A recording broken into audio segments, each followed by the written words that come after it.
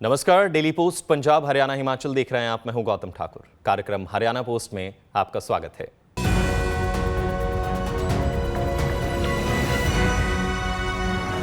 हमारे त्योहार हमारी अनमोल विरासत है, जो हमारी परंपरा और हमारी संस्कृति की झलक को दर्शाते हैं।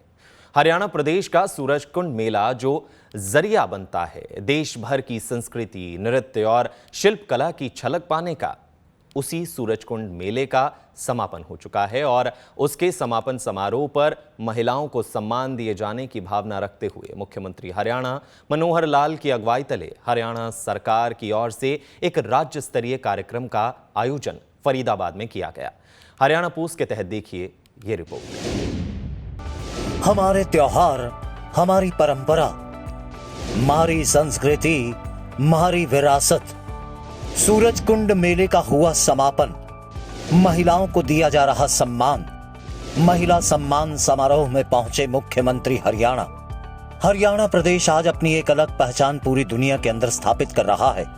बात हरियाणा के विकास की हो या जन कल्याण की, मुख्यमंत्री मनोहर लाल की अगुवाई में चल रही हरियाणा सरकार का डंका आज पूरी दुनिया में बज रहा है। हरि की धरती कहलाता है हरियाणा, और हरि की धरती के साथ जुड़े यहाँ की परंपराएं और तीज त्योहार हमारे हरियाणा की वो अनमोल विरासत हैं जो पीढ़ी दर पीढ़ी आगे बढ़ते हुए दुनिया को भी उससे रूबरू करवा रही हैं। सूरजकुंड का मेला जो 3 नवंबर को शुरू हुआ और फिर उसके समापन मौके पर एक भव्य राज्य स्तरीय समारोह का आयोजन किया गया और उसी के तहत महिला सम्मान समारोह भी मनाया गया, जिसमें शिरकत करने के लिए मुख्य अतिथि के तौर पर मुख्यमंत्री मनोहर लाल पहुंचे और उन्होंने अपने संबोधन के दौरान प्रदेशवासियों को त्योहारों की शुभकामनाएं दी। कि आपको दीपावली की, आपको धनतेरस की, छोटी दीपावली और उसके बाद गोवर्धन पूजा और भैया दूज, ये 5 दिन का लगातार चलने वाला उत्सव, इसकी बहुत बहुत बधाई, बहुत बहुत शुभकामनाएं। अपने संदेश के तहत महिलाओं की अहमियत को समझते हुए उनकी शक्ति को भी नमन करने का काम मुख्यमंत्री मनोहर लाल ने किया। आज मैं आपसे याद कराने आया हूं कि जो त्योहार हैं, तीज त्योहार हो, दिवाली हो, दशहरा हो, मकर संक्रांति हो, कोई भी हो, हमारी बहनों महिलाओं के बिना ये पूरा हो नहीं सकता। आज ये जो सूरजकुंड में दिवाली का जो मेला, ये पहली बार शुरू किया गया था।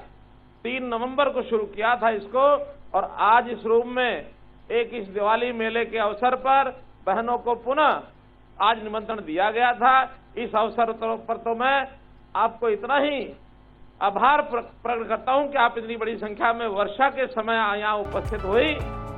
इस सम्मान समारोह के दौरान मुख्यमंत्री ने महिलाओं को एक भेंट भी दी और साथ ही महिलाओं के बिना समाज की तरक्की संभव नहीं, इस बात को भी रखा।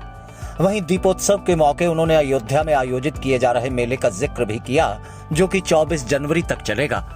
और मुख्यमंत्री मनोहर लाल के मुताबिक एक दीपावली उत्सव तो अब मनाया जा रहा है और एक दीपावली उत्सव 24 जनवरी को होगा, जब देश के प्रधानमंत्री नरेंद्र मोदी भव्य राम मंदिर का उद्घाटन करेंगे। आज उसी प्रकार से आपको यहाँ को एक दीपक मिलेगा, आपको यहाँ एक कैलेंडर मिलेगा, अन्य जो सामान मिलेगा आपको अपने साथ लेकर जाना है। इस दीपक का उपयोग दीपमाला की तरह हम जो दिवाली का जो मेला आज हो रहा है, यहाँ आज हम कर रहे हैं। अयोध्या में हमको मालूम है आज से शुरू होकर और 22 जनवरी तक ये मेला लगातार चलने वाला है। भगवान रामचंद्र जी के जन्म स्थान पर, और उस दिन प्रधानमंत्री जी स्वयं उस मेले का, वो एक प्रकार से उस भगवान राम के मंदिर का और उद्घाटन करेंगे। वो दिन हमारे लिए एक और नई दिवाली होगी, तो उसके लिए भी मैं आपको अग्रिम बहुत बहुत बधाई देता हूं। यहाँ पर मुख्यमंत्री ने अपनी बात कहते हुए अगले साल लोकसभा और विधानसभा चुनाव होने की बात करते हुए देश और प्रदेश में भाजपा की सरकार चुनने का आह्वान भी कर दिया, वो भी अपने ही अंदाज में। और एक निवेदन आपसे करते हुए कि जो आपको कैलेंडर मिलेगा, उस कैलेंडर में सब छुट्टियां, सरकारी छुट्टियां लिखी होती हैं। जो बात मैंने करनाल में दोहराई थी वो यहां दोहरा रहा हूं कि हम लोगों को जो उस समय कैलेंडर मिला था, अंत्योदय मेले के अंदर सब छुट्टियां होने के बाद अगले वर्ष के अंदर 2 छुट्टियां और नई होने वाली हैं। उनकी तिथि हमको पता नहीं, आज की डेट में उसका विषय लिखा हुआ नहीं है, लेकिन जो 2 छुट्टियां होंगी सरकार करेगी, केंद्र सरकार करेगी, उन 2 छुट्टियों के घोषित होते ही आप उस पर गोल लगा देना। उस गोल लगाने के बाद उस तिथि को याद रखना और उस दिन क्या करना है आप लोग स्वयं निर्णय करना क्या उसमें करना है। एक छुट्टी होगी जिस दिन लोकसभा नरेंद्र मोदी जी का चुनाव, लोकसभा के नाते वो चुनाव होगा, वो तिथि आएगी। एक उसके बाद विधानसभा का चुनाव जिस दिन होगा हरियाणा का, एक छुट्टी वो आएगी, उसको गोल कर लेना। तो इसलिए मेरी बहनों, उन 2 दिनों पर क्या करना है आप लोग इस भाई को भी याद रखना, हरियाणा की प्रगति को याद रखना। जो 9 साल में केंद्र सरकार ने किया, जो हरियाणा सरकार ने किया, बहुत ऐसे काम महिलाओं के लिए हमने किए हैं।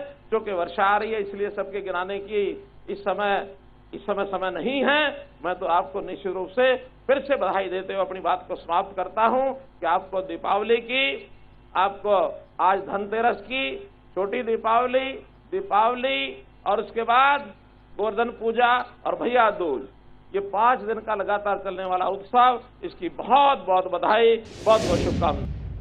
महिलाओं से जुड़े पर्व तीज पर भी महिलाओं को सम्मानित करने की सोच रखते हुए हरियाणा सरकार की ओर से राज्य स्तरीय कार्यक्रम का आयोजन हरियाणा सरकार की ओर से किया गया था और तब भी मुख्यमंत्री मनोहर लाल ने उत्सव में शिरकत करते हुए महिलाओं को समाज का आधार बदलते हुए उनकी सराहना की थी।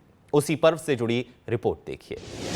त्योहारों का प्रदेश हरियाणा, तीज के मौके राज्य स्तरीय कार्यक्रम का आयोजन। मंच पर दिखी हरियाणा की संस्कृति, लोक गीतों और लोक नृत्य ने बांधा समा। तीज के इस त्योहार पर आपको बधाई देते हुए, शुभकामना देते हुए मैं आपसे प्रार्थना करता हूं कि आपका ये भाई सुदामा जो ये कोथली आपके लिए लेके आया है, आप इसको स्वीकार करें, ये मेरी प्रार्थना आपसे।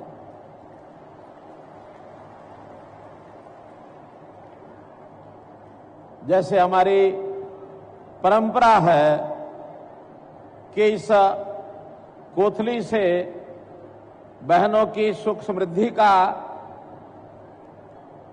एक संकल्प लिया जाता है भाइयों द्वारा। इसमें चाहे सुख और संपन्नता के प्रतीक के रूप में सुहाली, बतासे, गुलगुले हों और चाहे सुहागिन बहनों के लिए मेहंदी हो, चूड़ी हो, सिंदूर हो, टीका हो, ये सब बहनों के प्रति एक शुभ कामना का एक संदेश लेकर मैं आपके लिए आया हूं यहां। दरअसल तीज का त्योहार बारिश का मौसम खत्म होने के बाद मनाया जाता है और इस बारिश के मौसम के बाद महिलाएं इसे बड़े उत्साह से मनाती हैं और यह एक प्रकार से त्योहारों के आगाज का संदेश भी देता है। प्रकृति भी अपनी छटा बिखेरते हुए इस त्योहार का उल्लास दोगुना कर देती है। भाइयों बहनों, महिला का सम्मान, समृद्ध हमारी संस्कृति, ये जैसा बताया कि त्योहारों का एक प्रकार से बीज तीज ने बोया है, तो इसके अंदर हमारी जो खुशी का एक लहर का जो एक प्रारंभ होता है, लोकगीत हैं, लोक संगीत है, हमारे यहाँ रागनियां हैं, सांग है, खुशी का उद्गार, ये इस तीज से प्रारंभ होता है। कैसे प्रकृति में इसके जो संकेत मिलते हैं। मुख्यमंत्री ने समाज में महिलाओं की भागीदारी की बात कहते हुए बेटी बचाओ बेटी पढ़ाओ अभियान का जिक्र भी किया और उनके मुताबिक आज बेटियां हर क्षेत्र में जहां बाजी मार रही हैं, तो वहीं एक समय ऐसा था जब हरियाणा में बेटियों की जन्म दर बेहद कम होती जा रही थी। लेकिन सरकार की ओर से छेड़े गए अभियान का नतीजा आज ये है कि प्रदेश में बेटियों की जन्म दर में बेहद सुधार आ चुका है। भाइयों बहनों, जैसा बेटी बचाओ बेटी पढ़ाओ की बात हमने की, यह प्रदेश एक समय था बेटी मारने वाला प्रदेश माना जाता था, लेकिन मैं धन्यवाद करता हूं प्रधानमंत्री जी ने इस प्रदेश में अलख जगाई, जो 871 उस समय हमारा जेंडर रेशो हो गया था महिला और पुरुष का, वो आज बढ़ करके 927 हो गया भाई बहनों, 927 हो गया। बहुत बड़ा अंतर एक उसमें आया है। महिलाओं के सशक्तिकरण के लिए हमने बहुत से कार्य किए हैं, चाहे वो शिक्षा क्षेत्र हो, चाहे वो राजनीतिक क्षेत्र हो। हमने पंचायतों में 50% महिलाओं का प्रतिनिधित्व तय कर दिया है कि हमारे प्रतिनिधि पंचायती राज में जितने पुरुष होंगे उतनी महिलाएं भी होंगी। इसी प्रकार से